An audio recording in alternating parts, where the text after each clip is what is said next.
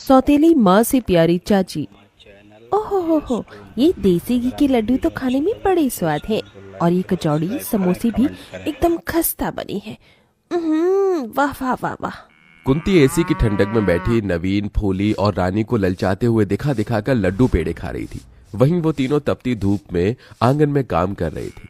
अरे ओ रानी, फूली, ये फुहारपना मत दिखाओ, जल्दी जल्दी हाथ चलाओ। अरे ओ फूली, एकदम साफ से आंगन बाहर, और तू रानी जल्दी जल्दी उपले पात। जी जी जी, रानी दीदी मुझे भी लड्डू खाना है। नवीन ने हाथ बढ़ाकर लड्डू मांगा। माँ एक लड्डू मुझे भी दो ना। आए ले ले ले, मेरे लाडे सर को लड्डू खाना है। ये कहते हुए बेरहम दिल कुंती उसका कान उमेड़ देती है। माँ बचाओ। बुला ले अपनी मरी माँ को, मगर वो नहीं आने की। बड़ा आया लड्डू खाने, चल भाग। कुंती ने उस बेचारे को न सिर्फ धुतकारा बल्कि उसे जोर से धक्का दिया, जिससे नवीन का सिर गाय के खूंटे से जा लगा और वो लहूलुहान हो गया। दीदी, नवीन के सर से तो खून बह रहा है। इतने में वहां मनसा आ गई। उसे देखकर तीनों बच्चे उसके गले लग गई। मनसा मासी। कुंती ने मनसा को पहली बार देखा था। इतने में उमेश खेत से लौट आया। कुंती तीनों बच्चों को छोड़ अंदर चली गई। रोते मन से मनसा ने कहा, उमेशी, क्या है ये सब? मेरी सहेली गंगा कहाँ है? जवाब दीजिए मुझे। उमेश मनसा को बीती बातें बताने लगा। देख गंगा, इस बार मुझे बेटा ही चाहिए। पहले ही इन दोनों मनहूसों को मेरी छाती पर मर दिया है। अगर इस बार भी बेटी पैदा हुई तो उसे खौलते दूध में डाल दूंगा। गंगा की शादी कुछ साल पहले ब्रिज से हुई थी, जिससे उसे दो बेटियां फूली और रानी थी। दोनों बच्चे जल्दी होने की वजह से गंगा का शरीर एकदम कमजोर हो गया था, मगर ब्रिज की जिद से वो तीसरी बार गर्भवती है। वो दिन रात भगवान के आगे यही विनती करती कि उसे बेटी ना हो, और उसने तीसरी बार एक बेटे को जन्म दिया। रानी, फूली, तुम दोनों को अपने भाई का ध्यान रखना है।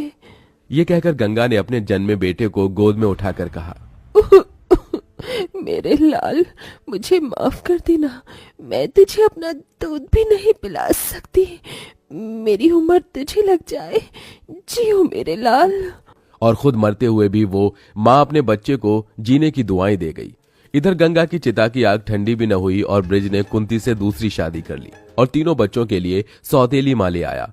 घर में कदम रखने के साथ ही कुंती ने उन पर अत्याचार ढाना शुरू कर दिया। कुंती उठकर आई और रोते बच्चे को देख दांत पीसते हुए कहा, अरे ओ नासपीते, बंद करिए भे भे भे, वरना चुटकी भर नमक चटा दिया ना तो तेरा भी खेल खत्म। माँ, इसे भूख लगी है, थोड़ा दूध दे दो। क्यों, ये राजा का बेटा है क्या जो दूध पिएगा? पानी चटा दे। दीदी, पिताजी, ये कैसी माँ लेकर आए हैं? ये बहुत बुरी है। ये सुन के कुंती ने बौखलाकर बेचारी फूली को बहुत पीटा। ये ले और मार खा, ये ले। दीदी बचाओ मुझे। रानी अपने भाई को गोद में लिए अपनी सौतेली माँ के पैरों में गिर गई। माँ छोड़ दो मेरी बहन को, उससे गलती हो गई।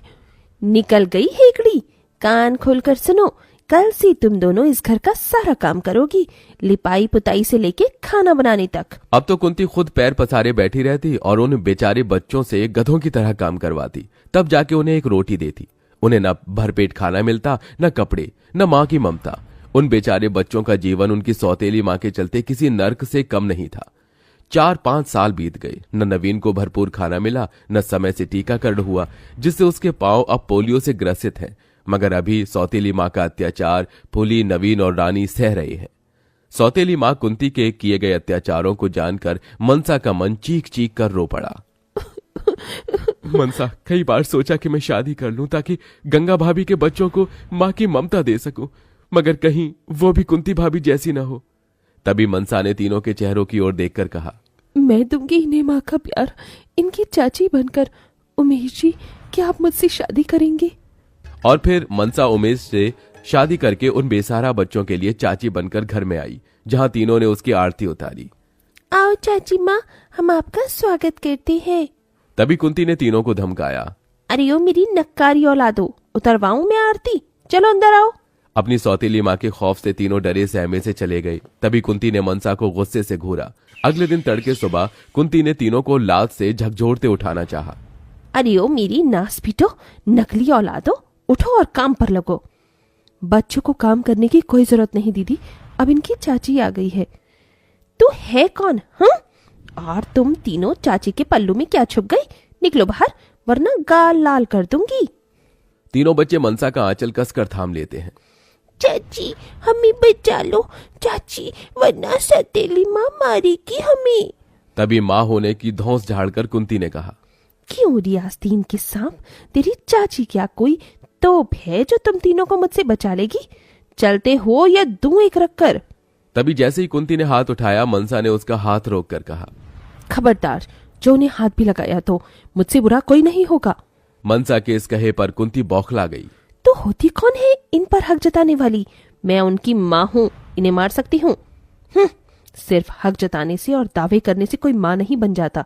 अगर 9 महीने इन्हें पेट में रखा होता और जन्म देने की पीड़ा सही होती तो सौतेलेपन न करती। मुझे लगा था तुम्हारे अंदर प्यार से इन बच्चों के लिए ममता जगा दूंगी, मगर शायद तुम्हें प्यार की भाषा नहीं समझ आती। चलो जाओ यहाँ से। कुंती पैर पटकते हुए चली गई। तभी मनसा ने मुस्कुराकर कहा, तो जल्दी से बताओ मेरे प्यारे बच्चे क्या खाएंगे? चाची हमें खीर पूरी खाना है। माँ जब थी तो अक्सर मेरे दीदी के लिए खीर पूरी बनाती थी। थोड़ी देर में मनसा ने तीनों के लिए खीर पूरी तैयार कर दी और तीनों को परोसा। गर्मा गर्म खीर पूरी, ये लो बच्चों, तुम खा क्यों नहीं रहे हो? तभी रोते हुए मनसा को देखकर रानी ने कहा, चाची न जाने क्यों आप में माँ दिखती है। यह सुनकर मनसा का दिल भर आया। उसने रानी के सिर पर ममता भरा हाथ रख के कहा, मैं तुम्हारी माँ ही तो हूँ, चलो अब माँ के हाथ से खाओ। बस चाची अब पेट भर गया।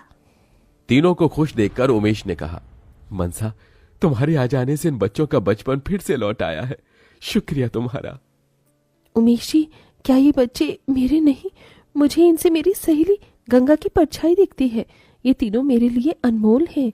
दिन बीतते गए। मनसा ने नवीन को पोलियो ठीक करने के लिए खुद को पूरी तरह झोंक दिया। वो उसके पैरों की मालिश करती, जिससे नवीन आम बच्चों की तरह चलने फिरने लगा। इधर कुंती जल भुन रही थी और उस रोज वो तीनों को खींच कर लाने लगी। जब देखो चाची के चमचे बने फिरते हो, चलो यहाँ से, वरना तीनों की टांगे तोड़ दूंगी। चाची हमें बचाओ, ये साले माँ बहुत बुरी है। कुंती उन्हें घसीटने लगी। तभी एकदम से ब्रिज आ गया और उस दिन जैसे उसके अंदर का सोया हुआ पिता जाग उठा। कुंती छोड़ दो बच्चों को। माँ हमें छोड़ दो। तीनों भर्राई आंखों से जाकर मनसा से लिपट गई। चाची चाची।